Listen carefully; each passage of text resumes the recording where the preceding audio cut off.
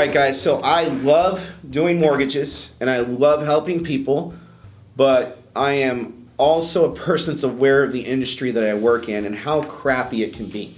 So I really want you agents to share this video, okay? This is important. We're talking about forbearance today.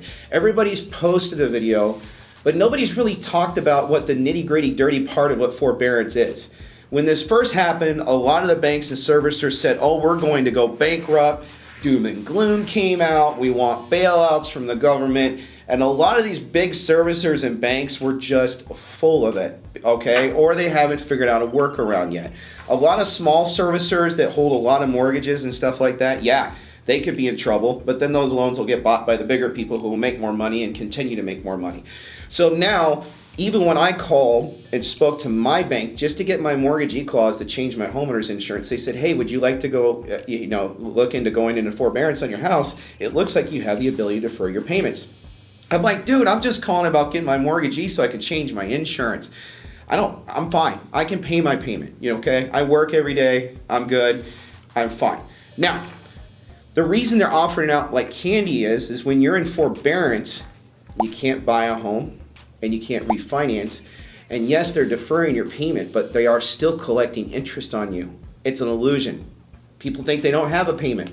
No, it's being added on your mortgage and you're gonna pay that month of interest. Now, I want you to take this bigger picture.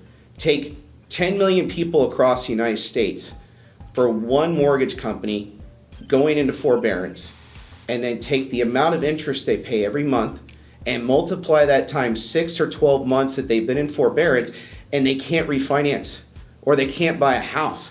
The bank is doing that to collect those months of interest so you can't refinance and take advantage of a lower rate, or you can't sell your current house and go buy another house until you do what you have to do to get out of the forbearance so you can buy again right away, which we have options on, okay?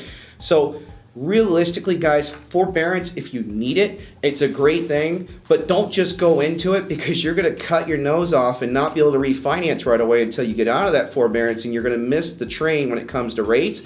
And the big picture is you're gonna miss the train when you could sell your house and cash out a ton of equity and go buy another property and upgrade for your family. So if you don't need to do forbearance, don't do it. And if you've co-signed for somebody on a mortgage, you need to tell them not to go into forbearance because that's on your credit. And if somebody else that you co-signed for on that mortgage goes into forbearance, that's gonna hurt you from buying or refinancing. So make sure you share this, guys. It's very important.